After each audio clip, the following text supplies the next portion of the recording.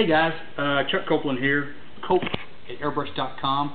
Gonna make a little video here to try to help you guys out.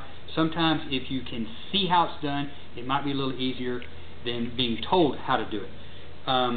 We're going to be painting a Boss Hoss motorcycle with flames and some skulls and some red candy. Don't know if you can see it or not, but this is a piece that's been painted, and it's got all kind of little nibs and little trash in the paint right here. So what we're going to do, we're going to take some 600 grit sandpaper, wet sandpaper, and I'm going to sand these off. This is called denibbing. Now you want to be careful that you're either the painter or you know the painter and he's done a good job, and these are not primer nibs, because if these were primer nibs, then you're going to be sanding through the black and you're going to have gray primer specks coming through the paint. So we're going to sand it down with 600 wet sandpaper. Now let's just say you do have a bad paint job, okay? Somebody who's you don't know and they want you to do some airbrush work. So what you do is I use red Scotch-Brite pad, and what it does is it will actually scuff the paint. It will not cut the paint. It won't take the nibs off. It will just go over that, and it does the same thing. This actually dulls the paint and causes a mechanical bond, not a chemical bond, but a mechanical bond, and it allows you to paint on, tape on, peel the tape off, and not peel off your artwork as you're going.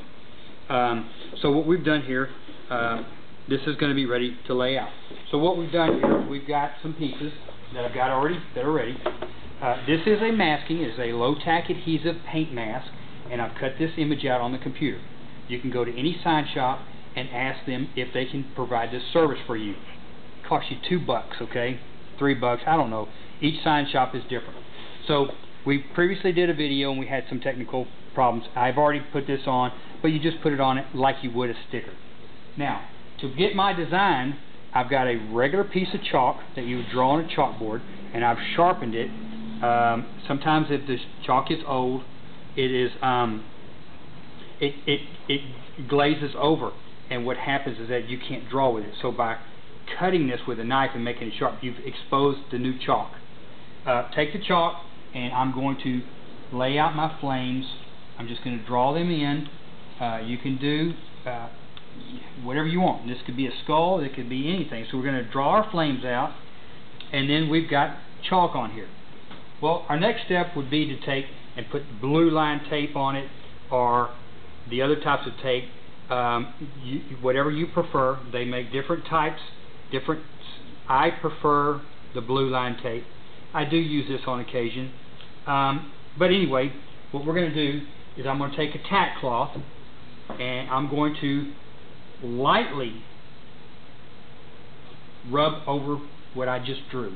What I'm doing now is I'm taking off the caking of this chalk. As you draw it, it's going to cake over. So when you have this cake effect, your tape won't stick to it very well.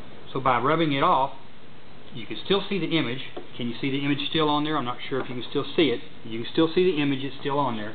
And then we're going to take our blue line tape. Take my blue line tape and I tack it down where I'm going to start, and I pull it out. This allows me to move smoothly. A lot of people like to move it up here.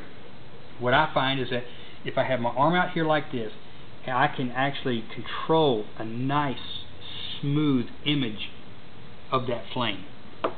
Okay? We're just going to take our flame. This is how we do it. There's no secrets. I'm not showing you something and then going to do something different. This is the way I do it. So we're going to do this, and I am kind of moving a little fast here just for video time's sake. Lay out our flames. Our flames are laid out. Now we're going to have, I've got a piece that I've already laid out here where I've taken my time. You can see that the flames have a little appeal to it.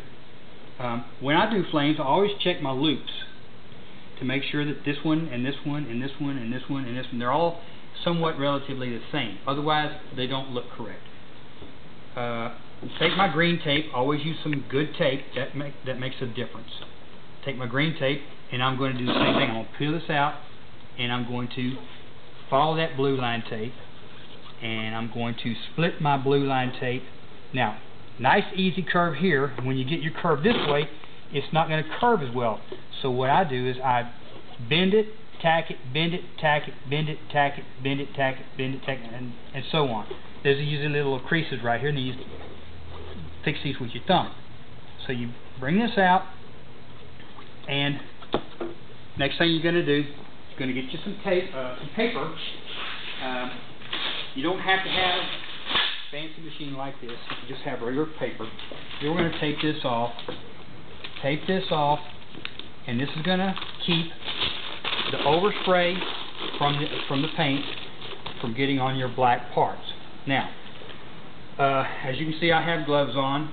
These gloves are used because I don't want to get the oil from my fingers. Even though my hands are clean, you still have oil, and it's going to leave your oil fingerprints on here, and that could cause problems in your final paint job. You want to keep the oils out of your paint. So what we're going to do here is I'm going to take a break, and I'm going to lay out all these pieces, get them taped off, and then we're going to come back and we're going to do some painting, and we're going to do some airbrushing, and maybe even get to a little bit of candy work. So I hope this has been informative. I hope you've learned something, and I'll see you on the next